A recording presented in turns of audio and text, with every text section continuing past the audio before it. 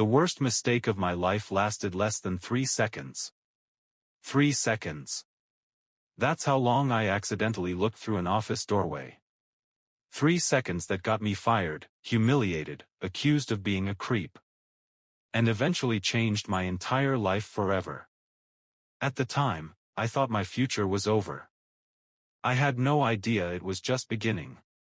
My name is Jake Morrison. I was 36 years old, a widower, and the father of an 8-year-old daughter named Lily.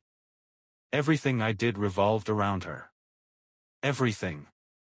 After my wife Sarah died from a sudden brain aneurysm 4 years earlier, my world collapsed.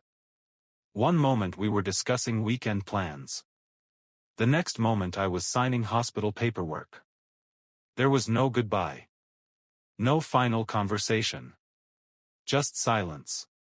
The kind that never completely leaves you. For a long time, I functioned on autopilot.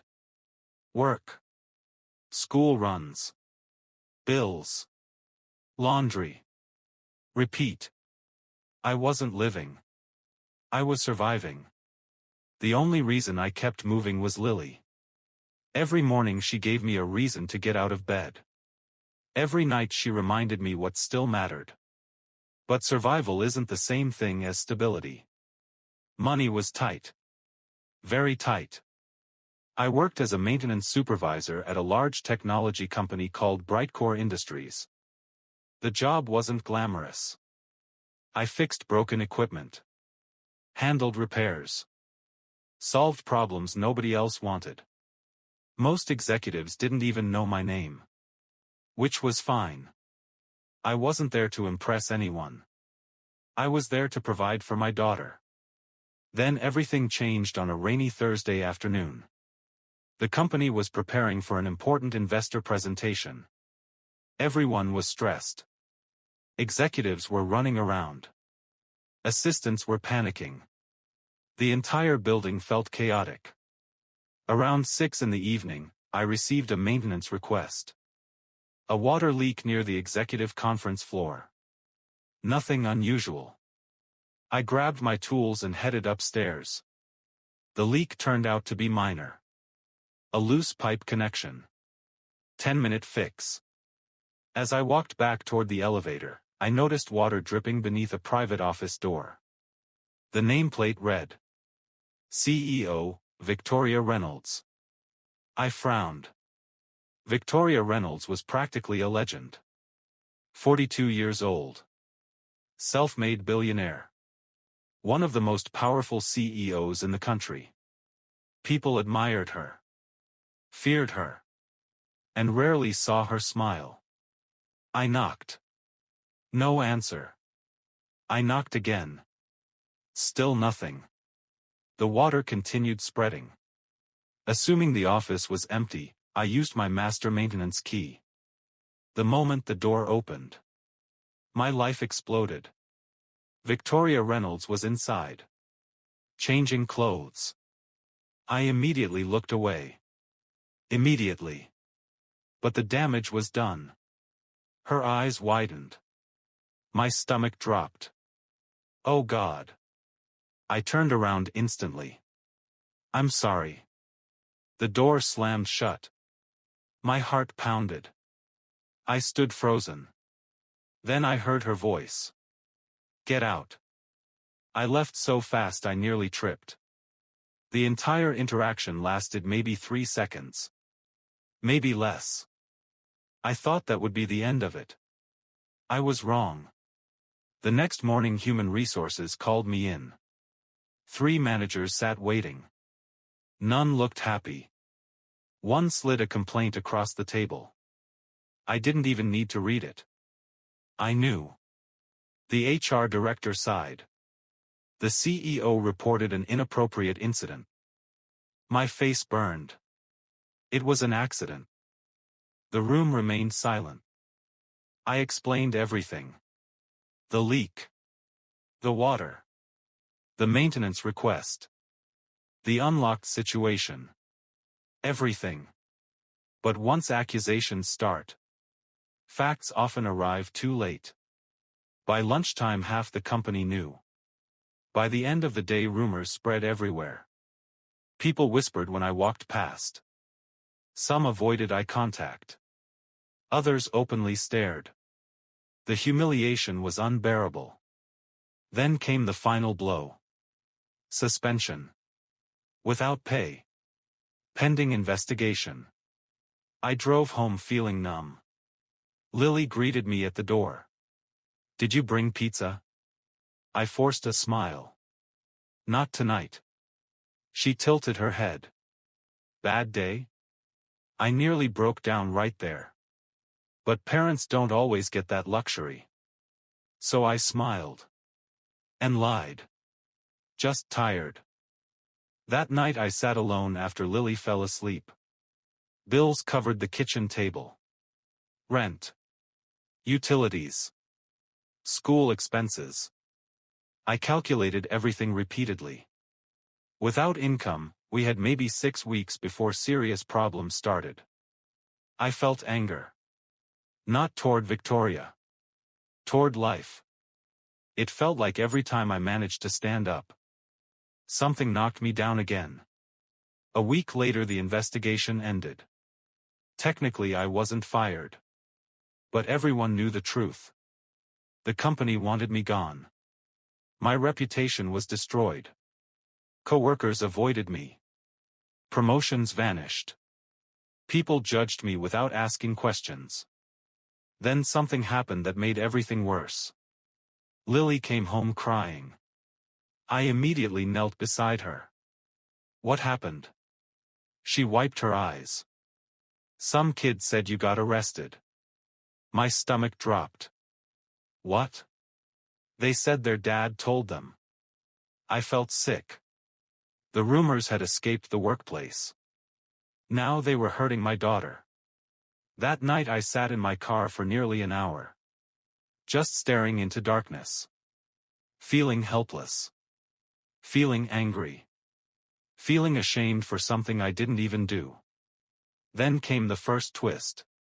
3 days later, I received an unexpected phone call. From Victoria Reynolds herself. I almost didn't answer. But curiosity won. "Hello?" Silence. Then her voice. "Mr. Morrison." Cold. Professional. Controlled. "What do you want?" Another pause. Then something surprising happened. She sounded nervous. "I need to meet with you." I laughed bitterly. "Why?" "Because I made a mistake." The word stunned me. Victoria Reynolds didn't seem like someone who admitted mistakes. Yet here she was. Asking to meet. The next afternoon I entered her office. The same office that had nearly ruined my life. Victoria stood by the window. She looked different. Not powerful. Not intimidating. Just tired. Very tired. She turned toward me. Then said something I never expected. "I'm sorry." I stared. Certain I'd misheard. "What?"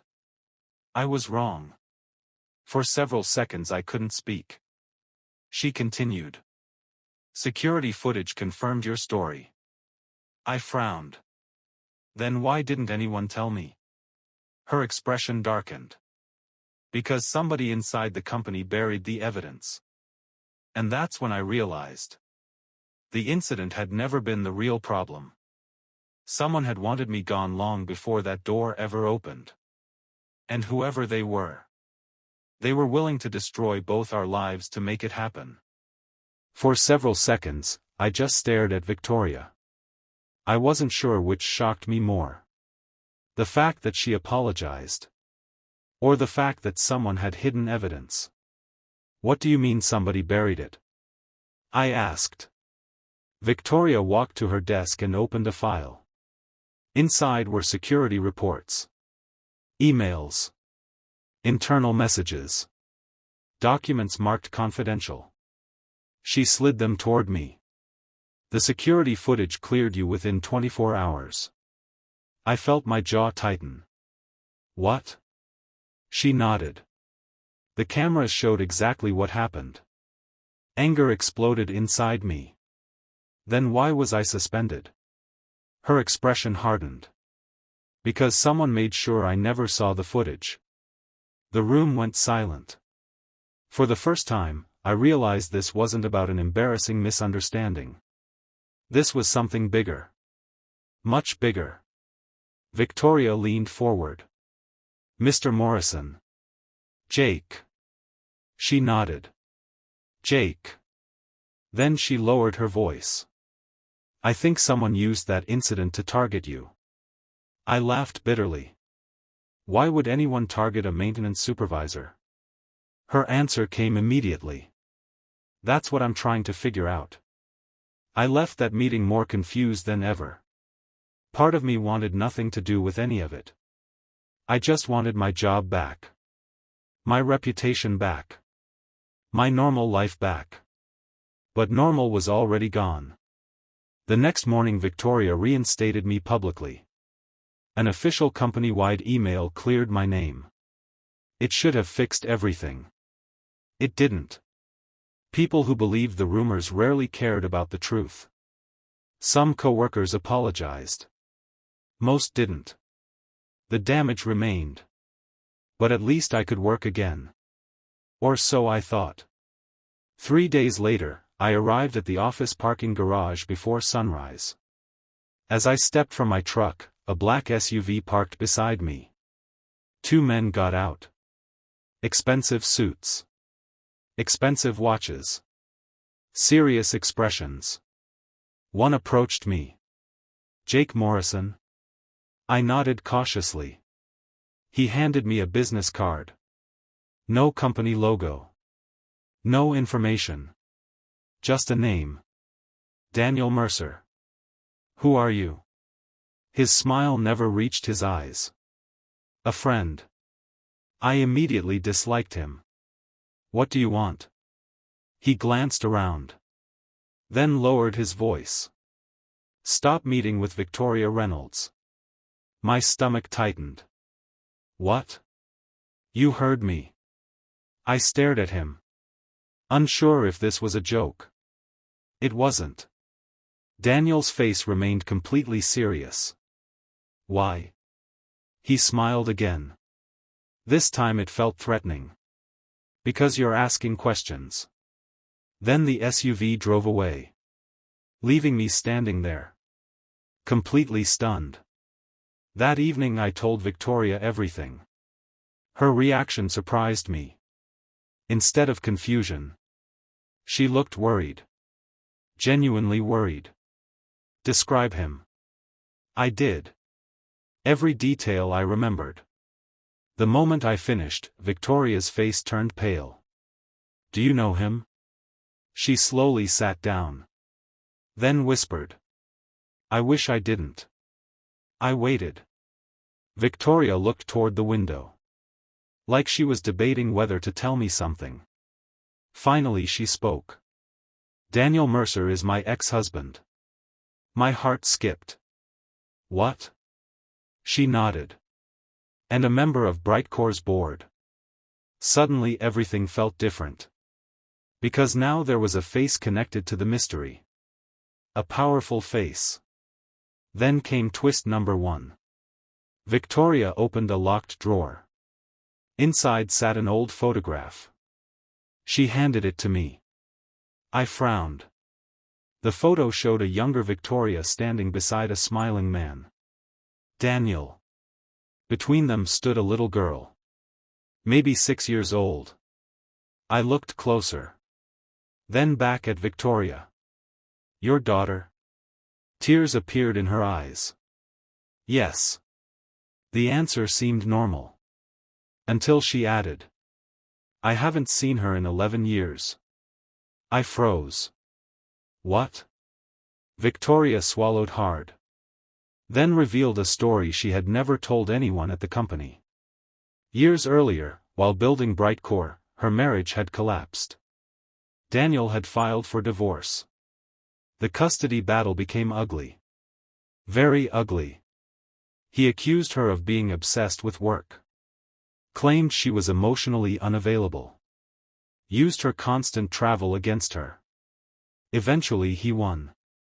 Then he moved overseas with their daughter. Victoria spent years fighting. Appealing. Trying everything. Nothing worked. By the time legal battles ended, her daughter no longer wanted contact. The pain in Victoria's voice felt real. Raw. Unhealed. I missed birthdays. She stared at the photo. Christmases. Her voice cracked. Graduations. For the first time, I stopped seeing a CEO. I saw a parent. A parent carrying the same kind of grief I understood all too well. Then something clicked. Wait. I frowned. What does any of this have to do with me? Victoria looked directly into my eyes. And answered with 6 words. I think Daniel knows something. What? About your wife. The room instantly became silent. My wife. Sarah. Even hearing her name still hurt. I stared at Victoria. What are you talking about? She looked uncomfortable. Almost reluctant. Before your suspension, someone accessed employee records. My stomach tightened. So? The records they viewed weren't yours. I frowned. Then whose? Victoria swallowed. Sarah Morrison's. The air left my lungs. For several seconds I couldn't speak. Couldn't think. Couldn't understand. Sarah had been dead 4 years. Why would anyone investigate her? The question haunted me all night. Then things got worse. The following morning I returned home after work and found my front door open. My blood instantly turned cold. I rushed inside. Lily. No answer. Panic exploded through me. Then Lily appeared from the kitchen. Dad? I grabbed her. Holding her tighter than I ever had. Are you okay? She looked confused. Yeah. I checked every room. Nothing seemed stolen. Nothing obvious anyway. Then I noticed something. Sarah's memory box. The wooden box containing photographs. Letters. Keepsakes. Important documents. It had been opened. My heart began pounding. I searched through everything. Most items remained. But one thing was missing. A notebook. Sarah's old journal. I stared at the empty space. Unable to understand. Why would anyone break into my house? Just to steal a journal? Then I remembered Victoria's words. Someone was looking into Sarah. Someone already knew her name. And now someone wanted something she had written. That wasn't coincidence. That was intent. That was planning. And suddenly I realized something terrifying. Whatever was happening. It had started long before I accidentally walked into Victoria's office. That incident hadn't created the problem. It had exposed it. 2 days later, another bombshell arrived. Victoria called me urgently. Get to my office. I arrived 20 minutes later. She locked the door behind me. Then turned her laptop around. On the screen was a scanned document. An employment file. My eyes widened. The document belonged to Sarah. But it wasn't from Brightcore. It was from 11 years ago.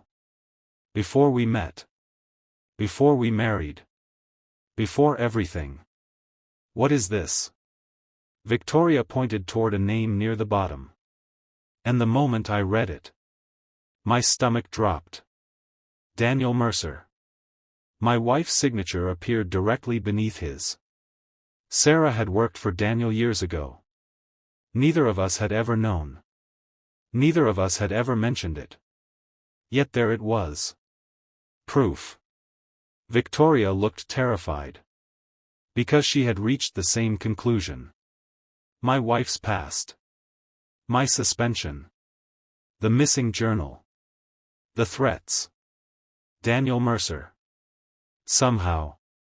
They were all connected. And whatever secret Sarah had taken to her grave, someone was willing to destroy lives to keep it buried. I stared at Sarah's employment file for what felt like hours.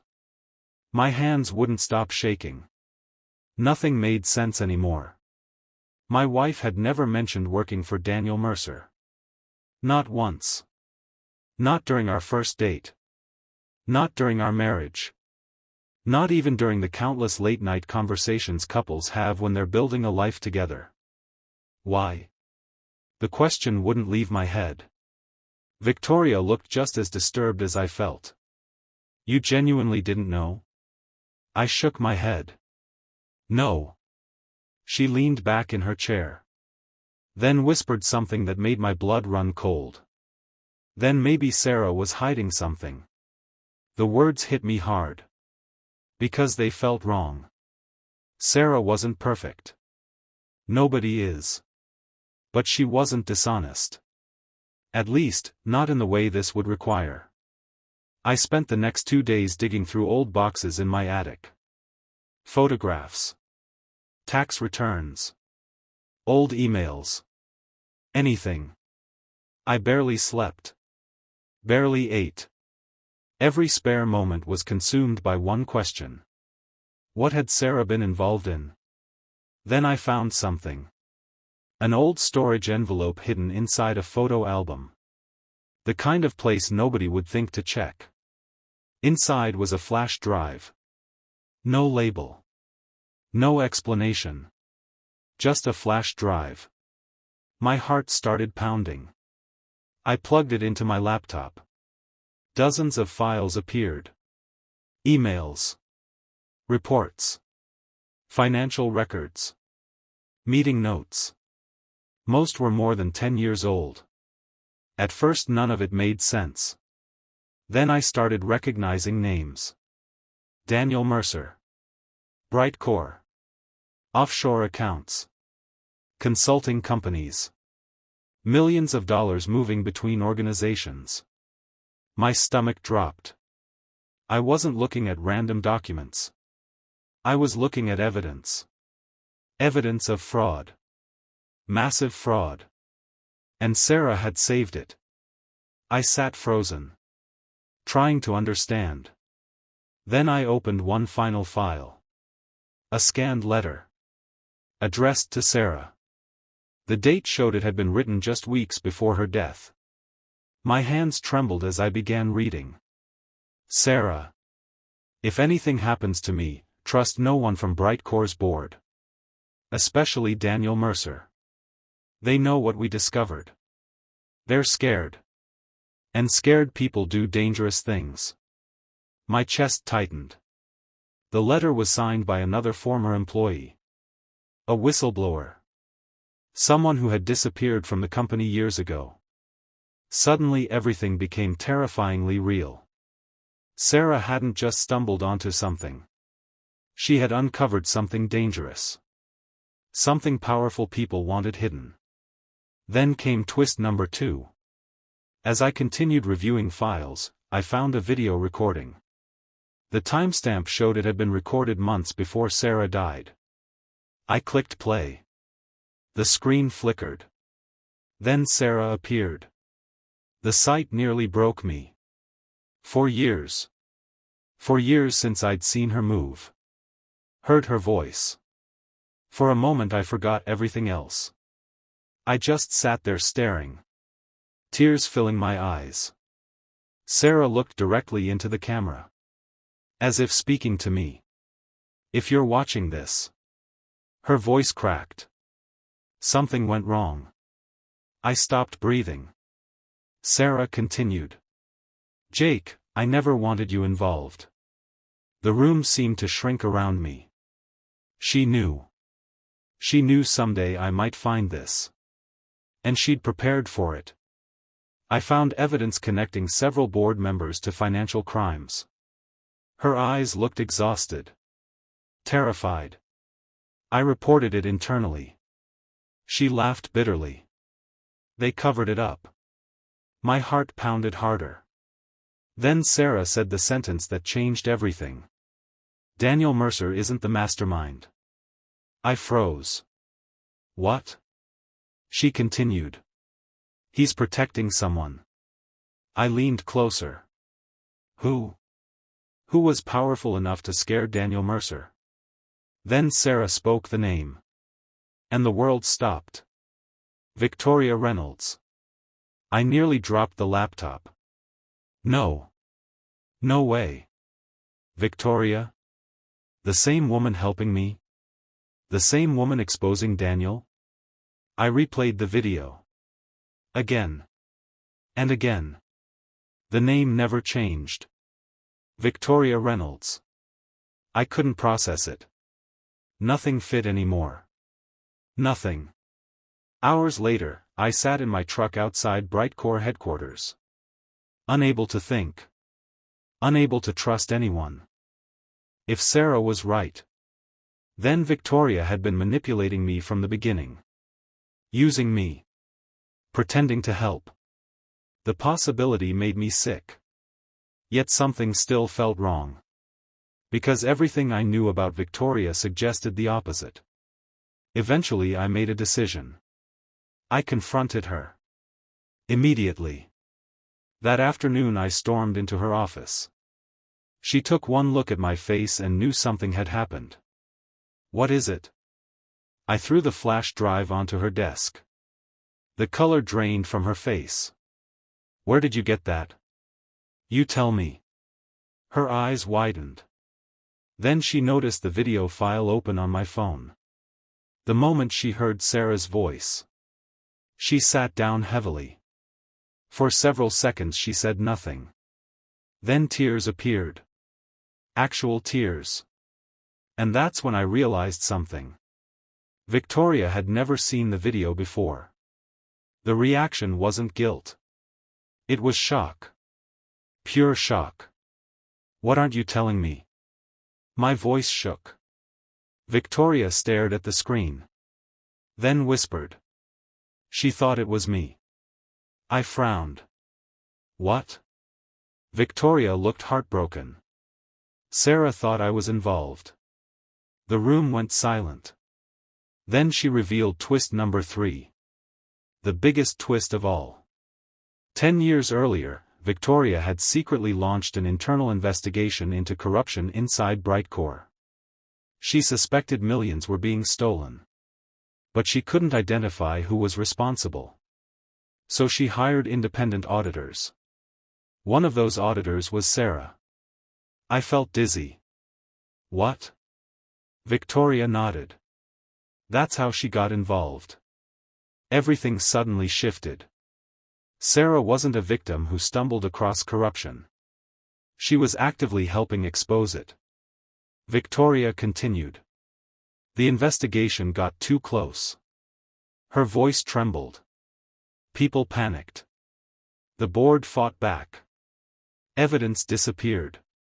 Witnesses vanished. Records were altered. And eventually Sarah lost trust in everyone. Including Victoria. My head spun. So she thought you betrayed her. Victoria nodded slowly. Yes. Then she looked directly at me. And I think somebody wanted her to believe that. A horrifying silence filled the room. Because we both realized what that meant. Someone had manipulated the entire situation. Someone who benefited from everyone blaming each other. Someone who remained invisible while chaos spread. Then Victoria opened a confidential file. Inside sat a photograph. I immediately recognized the face. Daniel Mercer. But not alone. Standing beside him was another man. An older man. One of Brightcore's founding directors. Robert Kane. Victoria's voice became cold. That's the real mastermind. Everything clicked. Daniel wasn't the architect. He was the shield. The public distraction. Robert Kane had spent years operating behind the scenes. Stealing. Manipulating. Destroying evidence. And when Sarah got too close, he targeted her. Not physically, but professionally. Emotionally. Financially. He destroyed her credibility. Ruined her investigation. Made everyone doubt her. The stress consumed her. Years later, he targeted me too. Because he feared the truth still existed somewhere. And he was right. The flash drive proved it. What happened next moved faster than anyone expected. Federal investigators became involved. The files contained enough evidence to reopen multiple cases. Former employees came forward. Whistleblowers emerged. Hidden accounts were uncovered. Secret payments surfaced. Years of lies collapsed. One by one. Robert Kane resigned. Then disappeared from public view. But running only works temporarily. 6 months later he was arrested. The charges filled newspapers nationwide. Fraud. Obstruction. Conspiracy. Financial crimes. For the first time in over a decade, the truth finally reached daylight. And karma arrived exactly where it belonged. Daniel Mercer lost his position. Lost his influence. Lost nearly everything he had spent years protecting. But the biggest moment came during the final hearing. An investigator approached me afterward. "You should know something." I frowned. "What?" He handed me a document. Inside was Sarah's original report. The report nobody had ever seen. The report she spent years trying to protect. On the final page sat a handwritten note. A note addressed to me. I immediately recognized her handwriting. "Jake. If you're reading this, then the truth finally survived. Don't waste your life chasing revenge. Take care of Lily. Love her enough for both of us. And remember something. Good people lose battles sometimes. But the truth has patience. Eventually it catches up with everyone." I cried harder than I had since her funeral. Because even after everything, Sarah was still protecting us. Still thinking about Lily. Still thinking about me. A year later my life looked completely different. Victoria remained CEO. But we became friends. Real friends. Not because of scandal. Not because of lawsuits. Because we both understood loss. We both understood regret. And we both understood what it felt like to fight for something bigger than ourselves. As for Lily, she's 12 now. Smart. Funny. Stubborn. Exactly like her mother. Sometimes she asks about Sarah. Sometimes we look through old photos together. And every time we do, I remember that none of this started with corruption. Or lawsuits. Or CEOs. It started with a simple accident. A maintenance worker opening the wrong door at the wrong moment. 3 seconds. That's all it took. 3 seconds that nearly destroyed my life. And ultimately revealed the truth my wife died protecting. The day I accidentally saw the CEO changing, I thought my future was over. Instead, it became the beginning of a fight I never knew I was part of. A fight for truth. A fight for justice. And a fight to prove that even the most powerful lies eventually fall apart. Because they always do. Eventually. They always do.